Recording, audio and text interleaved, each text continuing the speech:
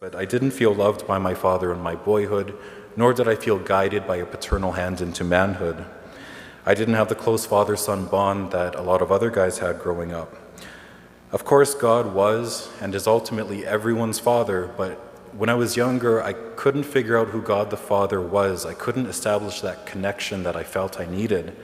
I saw him as a distant parental figure, unapproachable. But as I grew, I discovered another Heavenly Father, though he was not equal to God. I made the decision to adopt St. Joseph as my spiritual father. Here was a man who loved, nurtured, taught, molded his son from boyhood into manhood. And not just any boy, the very Son of God. So again, that's where St. Joseph has so much dignity, because how many of us would be worthy to raise the Son of God into manhood, let alone be under the same roof as him? I took him from my father because that's what I craved most in my life, a close father-son relationship.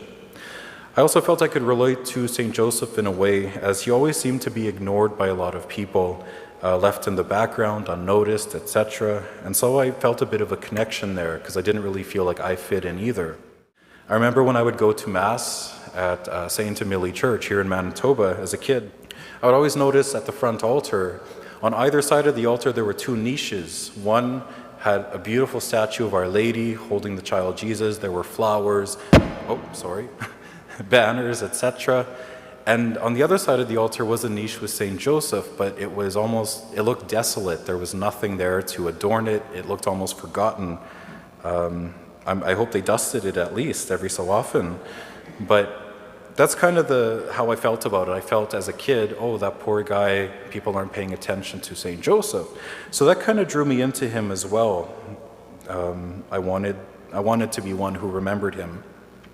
Last year's Marian Eucharistic Conference here, I had my table set up, and I had a lot of guys come to my table sharing their stories of how they too had taken St. Joseph to be their father figure.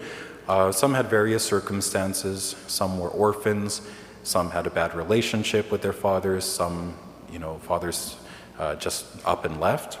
So in a way, we almost became like brothers under St. Joseph, adopted sons, which was kind of nice because then I didn't feel so alone.